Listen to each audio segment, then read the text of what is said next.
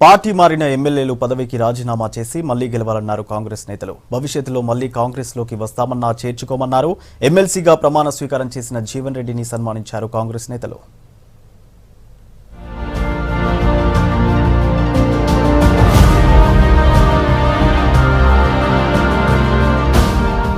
మండలి deputy chairman ఛాంబర్లో ఎమ్మెల్సీగా ప్రమాణం చేశారు జీవన్ రెడ్డి. ఆ తర్వాత గాంధీ భవన్లో ఆయన్ను సన్మానించారు కాంగ్రెస్ నేతలు. ఎమ్మెల్సీ ఎన్నికల్లో జీవన్ రెడ్డి గెలుపు కాంగ్రెస్ కార్యకర్తల్లో కొత్త ఉత్సాహాన్ని నింపిందన్నారు కాంగ్రెస్ రాష్ట్ర వ్యవహారాల ఇన్ఛార్జి కుంతియా. పార్లమెంట్ ఎన్నికల్లోనూ 10 సీట్లు గెలుస్తామని చెప్పారు. అక్రమంగా సంపాదించిన డబ్బుతో సీఎం కేసీఆర్ ఎమ్మెల్యేలను కొనుగోలు చేస్తున్నారని ఆరోపించారు పీసీసీ చీఫ్ ఉత్తమ్ కుమార్ రెడ్డి. 130 ఏళ్ల చరిత్ర ఉన్న జాతీయ కాంగ్రెస్ పార్టీని ప్రాంతీయ పార్టీల్లో ఎలా విలీనం చేస్తారని ప్రశ్నించారు. जो लोग कांग्रेस को टिकट में लड़के गया है वो लोग छुप रहा है, उनका सामने आने के लिए हिम्मत नहीं है। मैं उन लोग को आज भी बोलना चाहता हूं, अभी तक भी लीगली कांग्रेस से आप गए नहीं, टाइम है, वापिस आ जाओ। अगर नहीं आएंगे बाद में कांग्रेस को आएंगे तो कांग्रेस आपको नहीं। రాజ్యాంగంపై ప్రమాణం చేసి ముఖ్యమంత్రి పదవిలో కూర్చున్న వ్యక్తి రాజ్యాంగాన్ని కూలీ చేస్తూ అక్రమంగా సంపాదించుకున్న సొమ్ముతో కొందరు ఎమ్మెల్యేలని వాళ్ళని కొనుక్కుంటే అది Congress party తప్పైనట్టు.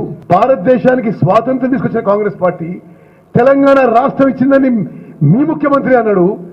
Congress party legislature party meeting పెట్టినట్టుగా కొంతమంది డిఫెక్టర్స్ మీరు రాయించుకొని టీఆర్ఎస్ లో మర్జ్ అంటే ఇంతకంటే గలీజు రాజకీయాలు ఉంటాయా అని అడిగినాం. వచ్చే ఎన్నికల్లో కాంగ్రెస్ అధికారంలోకి వస్తే కేసీఆర్ అక్రమ సంపాదనంతా బయటకు రప్పిస్తామన్నారు సీఎల్పీ నేత భట్టి విక్రమార్క. పార్టీ మారిన ఎమ్మెల్యేలు కాంగ్రెస్ ను విమర్శించడం సరైంది కాదన్నారు. ప్రభుత్వంపై వ్యతిరేకతతోనే తనను విద్యావంతులు గెలిపించారన్నారు జీవన్ రెడ్డి. ప్రజాస్వామ్యవాదులు తనపై పెట్టుకున్న నమ్మకాన్ని నిలబెడతానన్నారు. కొత్త రెవెన్యూ చట్టం పేరుతో ఉద్యోగులను ప్రభుత్వం భయపెడుతోందని విమర్శించారు.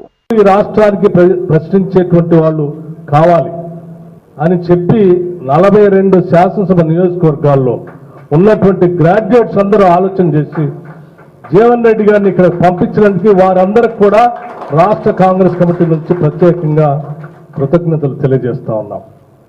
రాష్ట్రంలో నెలకొన్నటువంటి ఒక ప్రత్యేకమైన పరిస్థితులు, ఈ అప్రజాస్వామిక విధానం నిరంకుశ ధోరణికి నిరసన ఏదైతుందో ఇది విద్యావంతులు ఇచ్చిన తీర్పు అని భావిస్తామని చెప్పండి.